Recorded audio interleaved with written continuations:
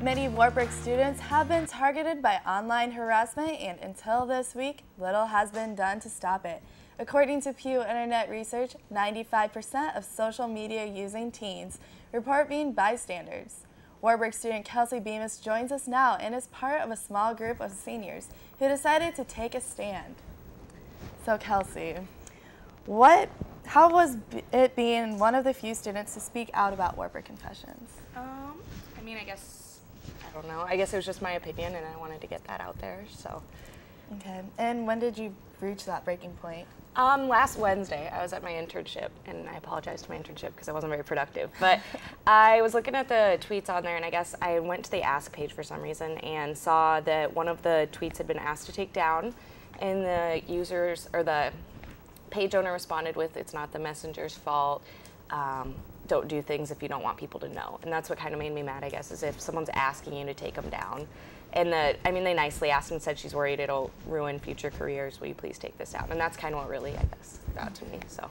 Were you targeted by these sites, or? I wasn't, no. I was never targeted, and my close group of friends never was. I maybe knew people on the page, but it wasn't anything like that, no. Okay. And why did you reach out to these, and how did you help them? There was one person who I saw had been on the page, and I just reached out to him and said, I'm sorry this is happening to you. It was someone I'd never met before, and it was a freshman, and I said, I'm sorry that this is happening to you in your first month being at Wartburg, because that's not what Wartburg is about at all. And I guess I was just upset that I would hate for that to be their first impression of Wartburg, and just reached out to him, and it ended up talked to him all day, and they're a great person, and I was told them that they were a big reason why I wanted to kind of make something happen with the page, I guess. Okay. And now that the Wartburg College Confessions page is down, do you plan on taking this to the national level? I don't know about that. I guess like the college confession pages and college confessions on Twitter, those pages aren't specifically targeting people. It's more people posting their own confessions. So while I don't agree with the things people say on there, the things people do on there, I don't view it as harassment necessarily. Mm-hmm. I know there's been one Wartburg confession on one of them that featured a last name, so I guess I wouldn't approve with that, but it's hard to say, well, this is okay and this isn't.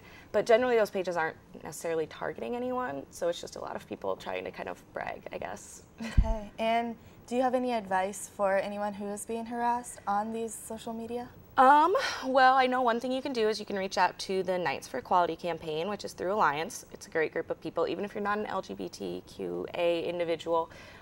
They're always there willing to be kind of a support system. I know that's one thing, or we have a lot of great professors and staff that you could reach out to as well, and a lot that aren't going to tolerate something like that. So. Good. A popular Twitter page for Wartburg students was Wartburg Problems. The page was shut down earlier this week, and we have a statement from the creator as of why. The Wartburg Probs Twitter account was meant to be a lighthearted way to empathize with fellow students about the little things that were annoying on campus. However, I realize that any type of complaining is a form of negativity which is detrimental to the culture on campus. I am proud to be a Knight and want to focus on the positives of Wartburg, so I felt it was appropriate to take the account down. How do you feel about that statement from the creator? I think it's an awesome stance. I guess looking through the Wartburg Problems, I'd never found anything that was particularly inappropriate, but I think it's a great, timely way to kind of say that, we're not going to tolerate these anonymous things on Twitter anymore, and I thought that the creator handled it well and picked a very good time to kind of make that statement. Okay, and what is the next step going about this? I don't know. There's been a lot of great steps so far. First, the page getting taken down, a lot of students just representing this, equality.